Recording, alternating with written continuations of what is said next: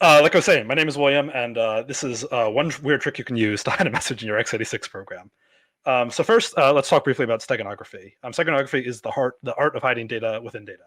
It comes from these two Greek words, and I like to think of it personally as cryptography's less formal and less useful sibling in most cases. It does have a few limited cases uses in the form of covert channels and secret metadata. You often one famous use of it was actually in an MMORPG to hide secret messages to find secret servers being run by unauthorized users, and also you see it being used for fun by CDF players. But in general, it's sort of less useful than the more formal domain of cryptography. Um, However, to get briefly into it, the theory of operation behind almost all steganographic techniques is you take some input format whose contents can plausibly vary very slightly, and encode secret messages within those variations. A good example of this is the RGB 24-bit color space. These two colors below are nearly identical; they're 1 bit off, and human beings can't tell the difference, but a computer certainly can. So if we take an input file that's encoded using the 24-bit RGB color space, and we tweak these values very slightly, we can use those tweaked bits to hide a message that only other people in the know can decode. And this talk isn't going to be about steg using run-of-the-mill formats like images, video, audio, or text files, but just for motivation, in this case, these two commands below hide and extract a picture of DB Cooper from this picture of Bigfoot. And here's that file. I'll upload the slides later and you can actually try this for yourself. But this file actually has another image hidden within it. And obviously you wouldn't be able to know this unless you wouldn't be able to extract unless you knew ahead of time that it was encoded using steghide, which is a publicly available tool. You can install it from Ubuntu or any other Linux distro. So let's talk about steg on computer programs. So first we have to ask, what would it look like to actually steg a compiled binary? Unlike the formats that I talked about before, image media, image formats, video formats, audio formats, you can't do small changes, small perturbations to computer programs. Small changes to computer programs produce significant behavioral changes. Flipping a single bit willy-nilly means changing an add into a sub, or changing your operands drastically in ways that fundamentally break the correctness of the program. Transformations also have to preserve environmental assumptions like binary relocations, relative addressing, and offsets within the compiled binary, because these environmental assumptions are made when loading the binary, when executing it, or when loading it into another binary, or anything else of that sort. So we can't just go around changing things willy-nilly the way we can for an image file. So to understand how we're going to do this, we have to talk a little bit about x86-64. A key thing to understand about x86-64 is that it's a massive and ancient ISA. You can trace its lineage all the way back to 1972 with the 8008. And it's basically been stable with the exception of a bunch of extensions since 2003 with the AMD 64-bit extension to the original architecture. It's known as a CISC architecture, which means it's complex instead of RISC, which is reduced. And one of its relatively unique features is that it has a variable length encoding up to 15 bytes. It's also a register memory architecture, which means that its operations can actually take either register or memory operands, in contrast to a load store architecture, which can only take register operands for most operations, and they're separate operations that load values into registers.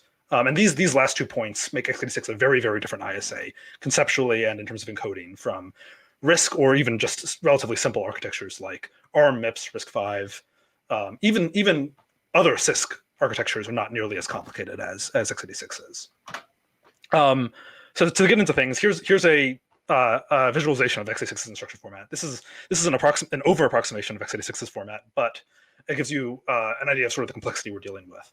And for the purposes of this technique, we're only going to look at exactly 2 of these bytes. We're going to look at the opcode byte and the mod_m byte.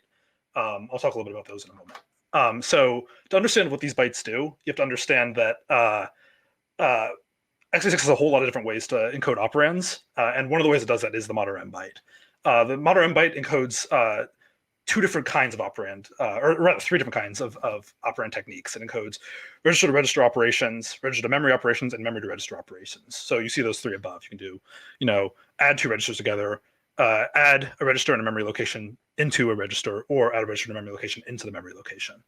The way that the mod_m byte encodes those is with this mode selector, followed by a register selector, followed by a register or memory selector, depending on the value of mode.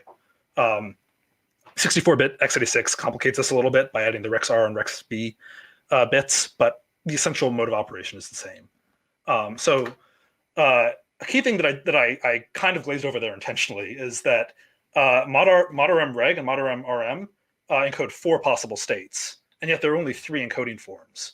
And so what's going on here? And the answer is, if we go back one, the operand order that you see here of EAX EBX or EAX EBX, with EBX being a register operand, rather a memory operand, that order is controlled by the operand opcode direction bit. So there's another bit inside of that, opcode byte that I mentioned earlier that controls the direction of these operands. So there's actually 4 possible states, but only 3 encoding forms. And what that means is there's actually 2 different ways to encode register operands using the mod rem byte in x86. This isn't really documented anywhere, but it's sort of it's a logical consequence of how the mod rem byte works with the direction bit inside of the opcode. This is exactly that. If you actually look at x86's opcode tables, these ones are from the Intel Software Development Manual, you'll see that there are 2 different, or at least 2 different variants for many opcodes that have a mod RMR variant and an add RMR or an add RRM variant. These 2 have identical semantics when they're used in register mode, but they have different semantics based on the direction bit when they're used in register memory or memory register mode. So what you'll see here is you have 2 encodings that have the same length, right? They have they're both 0103 followed by the mod rem byte for the actual operand encoding. So they're both 2 bytes long. They have identical semantics, so they both add. They both have the same flags operations. They have the same timing behavior, etc. But we can select between them for 1 bit of steganographic information. So every time we see an instruction that looks like this in a program, we can encode 1 bit of information by twiddling that encoding. So the cool thing about this is this actually works for more than just add. It works for a key subset of x86 instructions. It works for add carry, sub borrow, and XOR, or XOR mov and comp. All of which, fortunately for us, except for add carry and sub borrow, are extremely common in x86 binaries. And even though I mentioned that it's a little bit different in x86 64, this all still works in 64-bit code because the basic operation of the mod rem byte is still preserved, even with the rex prefix. So we can actually use this on like a massive swath of x86's encoded operand space, at least for common binaries. So to put this all together, we're going to take our secret message and we're going to code into a secret bit string. We're then going to take our target program and pass it through an x86 instruction decoder to get our decoded semantics. We're going to iterate through each of those, and then we're going to rewrite them to match the secret bit string. So we'll select one or the other based on which bit in the bit string we want to encode. Finally, we'll write that out as our new fully functional executable that contains our secret message. I'll quickly walk through the code for this. Like I said, there's a whole bunch of operations we can use. Add is shown below. There's 4 possible variants. This is exactly how it works at the disassembler at the binary level. This is how the disassembler sees things. In order to understand how much information we can actually pack in, we have to profile the binary. So that's what we're doing here.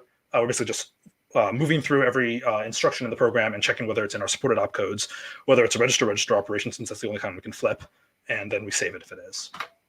And then finally, to actually do our rewrite, we're going to select the new code, which is either that add 01 or add 03 variant, based on whether or not we need to encode a particular bit of information. So in one case, we're already correctly encoded. In the other 2 cases, we just have to swap based on the pairs we had earlier.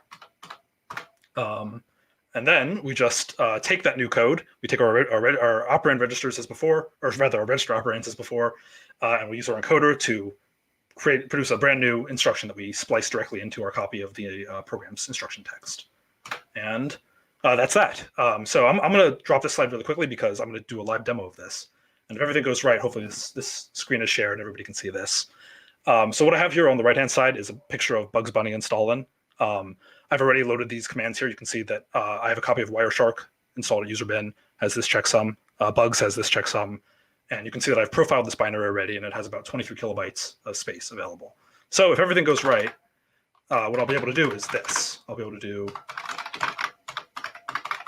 and I'm going to save it into my own copy of Wireshark. I'm going to load Bugs into it. Now, I have a copy of Wireshark here that is, you'll notice, different in terms of its checksum from the initial one. These 2, differ. But if I run it,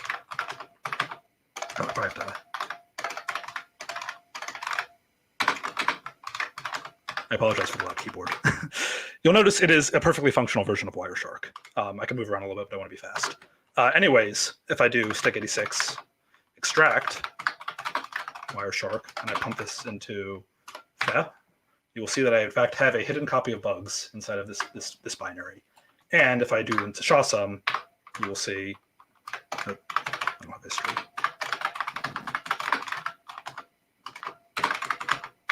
that this checksum matches our initial input. So there you have it. That is a way to hide a message inside of an arbitrary binary without breaking it, using this one weird trick inside of x86's operand encoding. I hope you enjoyed my talk. If you did, I'm going to put the slides for it up in a moment, and the source is available on GitHub under Woodruff W Stick86. And of course, you can follow me and talk to me on the Bluebird site at 8x5CLPW2. Thank you.